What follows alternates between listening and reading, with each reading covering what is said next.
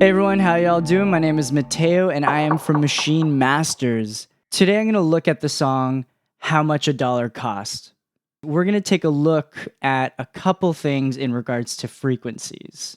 So let's take a listen to this section. And as you can see here, I've got my Blue Cat frequency analyzer, which is free by the way. And I've also got the Plugin Alliance Brainworks BX Solo, which is also a free plugin. And I'm using these two plugins to analyze the frequencies. So first thing I want you to take a listen to is Kendrick Lamar's vocals. He's staring at me in disbelief. My temper is building. He's staring at me. I grab my key. He's staring at me. I started the car, then I tried to leave. So this track has a little more warmth in it.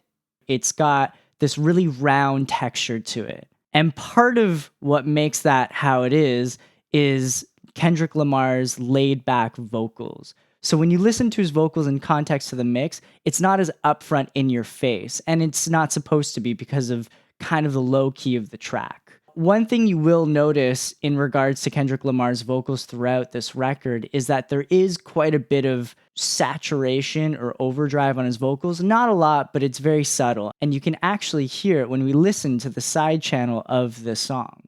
He's staring at me.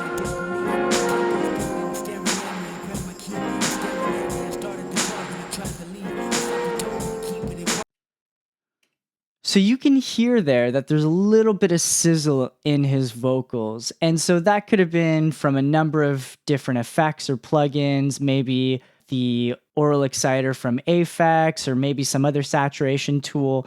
But that's a pretty common technique used in a lot of hip hop records nowadays to help make vocals pop. And a lot of times it kind of emphasizes the higher frequencies of the vocals. And this is a really nice touch. So another thing that I want you to listen to is, in comparison to the mid section of the audio, the vocals are quite ambient in the side section. So let's listen to the mid section. He's staring at me in disbelief. My temper is building. He's staring at me. I grab my key. Now let's listen to the side section.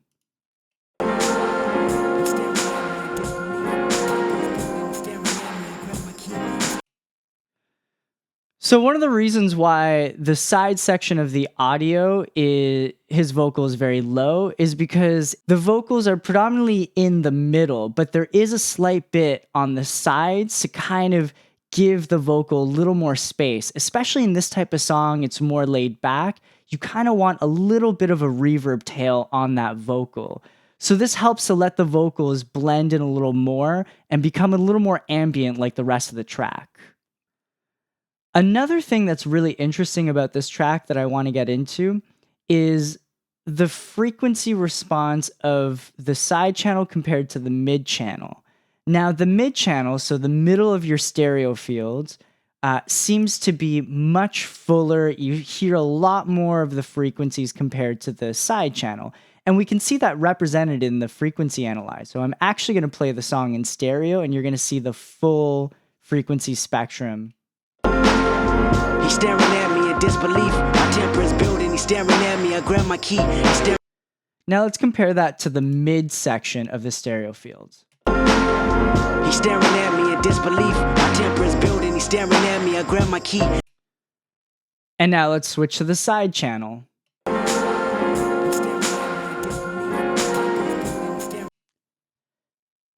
The two things you'll notice immediately from the mid channel to the side channel is that the mid channel sounds a little warmer. You've got your high frequency starting to roll off. So let's take a look at that mid section of the stereo field again. He's staring at me in disbelief. My temper is building. He's staring at me. I grab my key. He's staring at me. I started the car, then I... So you can see from about 700 or 800 hertz, there's a steady decline in the frequencies. Now, when we switch to the side channel,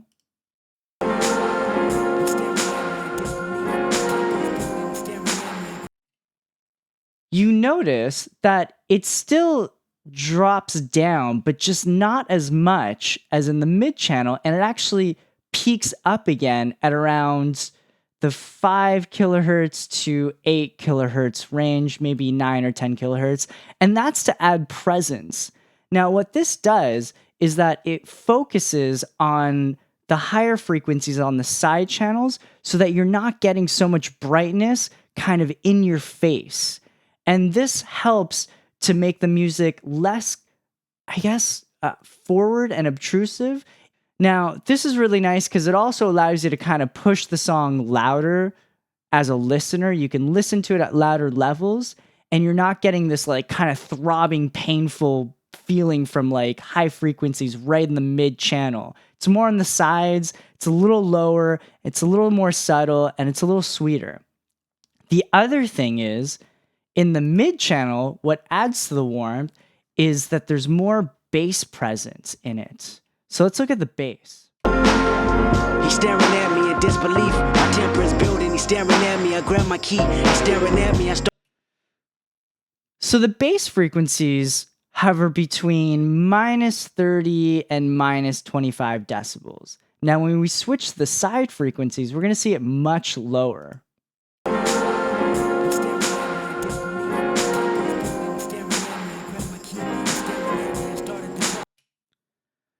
So in the side channels, you're not getting a whole lot of low end that's mudding up the track. So having the bass focused in the mid channel helps to keep the track more focused, but it also helps to emphasize more of that warmth in the middle section of the stereo signal. All right, guys, so this was my analysis of Kendrick Lamar's How Much a Dollar Costs. I hope you enjoyed it and you found this educational. Let me know what you guys thought about it in the comment section below. Also, if you guys have any questions about any of this, or if you have suggestions for future videos, also leave those in the comment section below. As always, like, share, and subscribe to Maschine Masters. That way we can keep bringing you great videos in the future. All right, guys, until next time, take care.